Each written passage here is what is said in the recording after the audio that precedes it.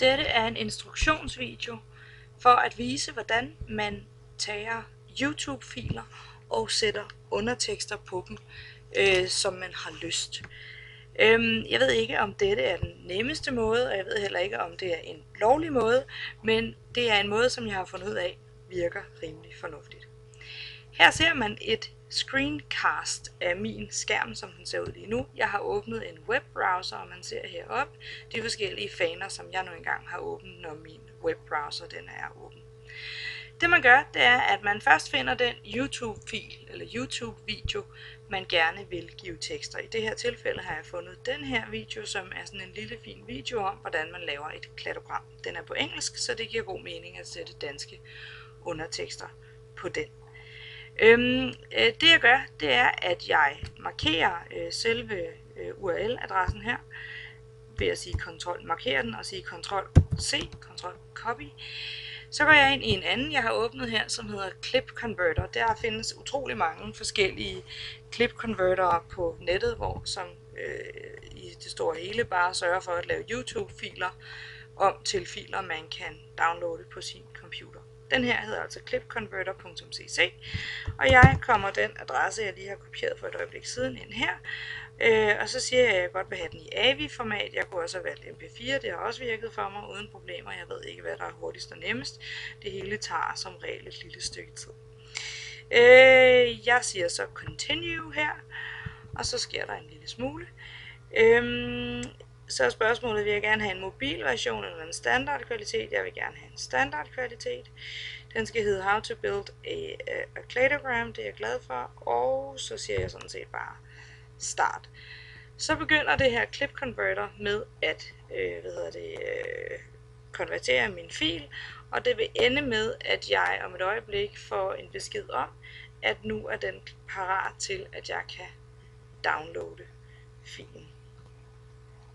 Og det er det, der er sket nu, så jeg trykker rask væk på download og ignorerer muligheden for, at jeg så downloader en eller anden virus, eller hvad det nu måtte være.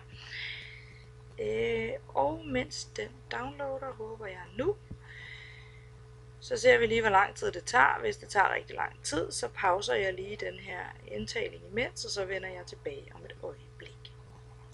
Nu er min fil så blevet downloadet. Den ligger hernede. Den ligger i mine overførsler inde i,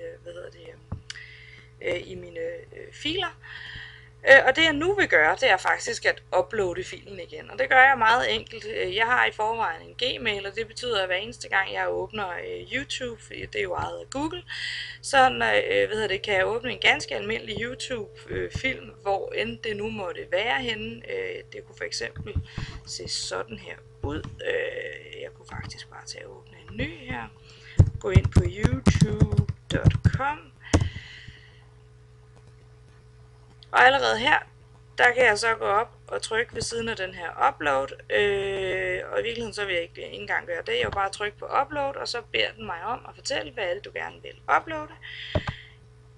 Jeg vælger, hvad for en fil jeg gerne vil uploade. Den ligger inde i mine overførsler et sted. Her, How to Build a Cladogram. Jeg siger åben. Og så skulle der gerne gå, nu er det ikke en særlig stor video, så der skulle ikke gå så lang tid, før at den nu er uploadet. Om et øjeblik vil jeg så kunne vise, hvordan at de videoer, jeg har uploadet på YouTube, de ligger herinde under min konto, og hvordan jeg kan redigere i dem. Og det burde være om et øjeblik. Jeg pauser lige mens at den laver sjov. Yes, så kan man se, hvordan min fil den er klar. Der er sådan et lille flueben ud for her. Nu vil jeg gerne ind i den her Video Manager. Det kan jeg gøre ved at klikke mig direkte ind der. Jeg kunne også have gjort det ud fra forsiden af YouTube ved bare at gå ind i den her Video Manager her. Her ligger der et par stykker andre af de Crash Course Biology film, som jeg har downloadet og uploadet igen med henblik på at lægge danske tekster på. Og her ligger så den lille kladogram video, som er i spil her. Jeg trykker på den her ikon i midten, der hedder Edit. Hvis man har en dansk version, går jeg ud fra, den hedder Rediger. Og herinde, der kan jeg gå ind i undertekster, captions her. Og det som jeg gerne vil nu, det er at jeg gerne vil tilføje danske undertekster. Det kan jeg gøre på 2 forskellige måder. Jeg kan have lavet mig en lille tekstfil i en notepad for eksempel til at starte med, hvor jeg instruerer den i, hvor de forskellige tekster de skal være henne, altså med sekunder inde i videoen. Det fandt jeg ud af var en relativt besværlig måde at gøre det på, fordi at man kan faktisk gøre det live her på YouTube med det samme. Og det man gør, det er, at man trykker på Add Captions, og så vælger man i stedet for at uploade en fil, så vælger man den, der hedder Transcribe and Sync. Og når man har valgt Transcribe and Sync, så fortæller man så, hvad det er for et sprog, man har tænkt sig at gøre det på. Af en eller anden mærkværdig grund kan jeg ikke få lov til at gøre andet end det her, men nu har jeg tænkt mig at kalde den for Danish her. Og det som så skal ske, udover at jeg skal rykke rundt åbenbart på den her, det der så skal ske, det er, at jeg lige vil høre, hvad der bliver sagt til at starte med. Fordi lige om lidt, når jeg siger sync her, så prøver den faktisk at finde ud af, hvor det jeg skriver ind lige her i den her, det passer ind i videoen. Så jeg trykker lige play.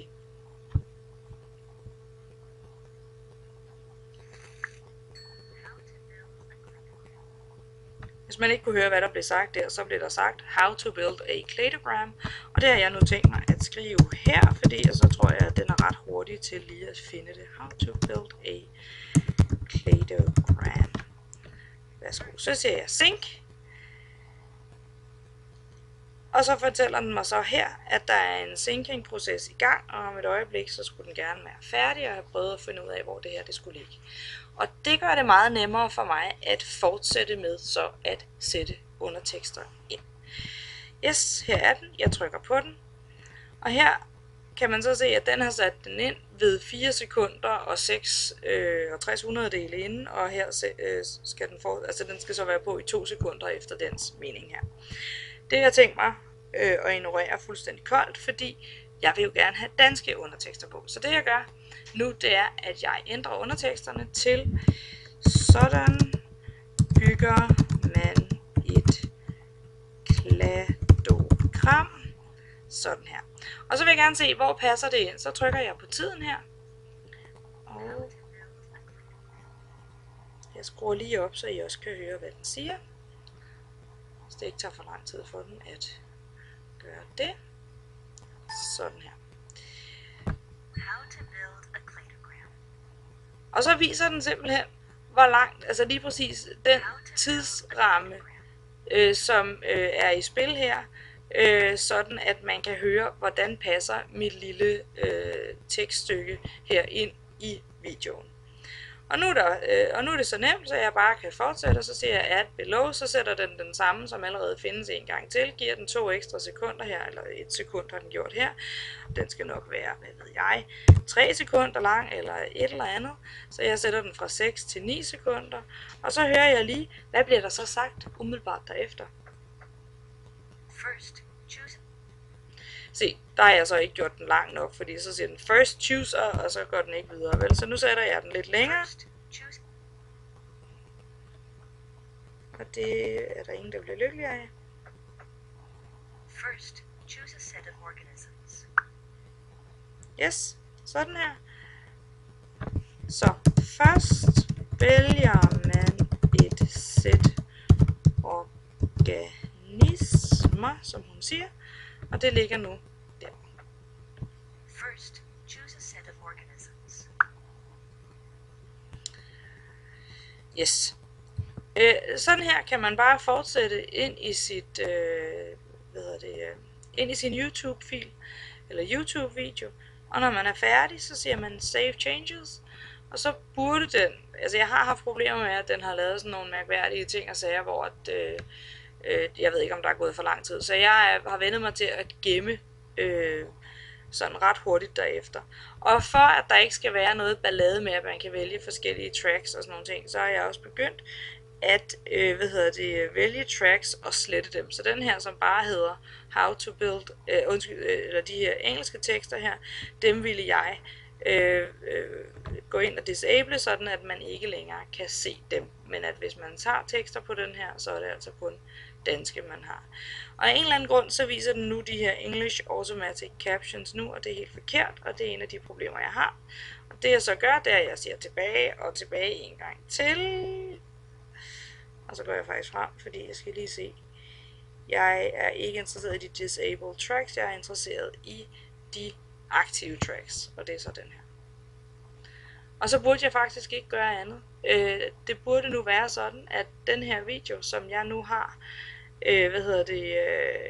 liggende her i min video manager, at den burde man kunne gå ind og se med de danske undertekster. Og jeg har tænkt mig lige at tjekke det, og det gør jeg.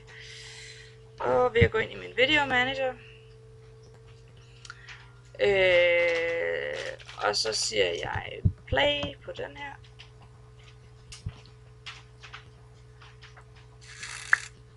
Og nu er man inde i,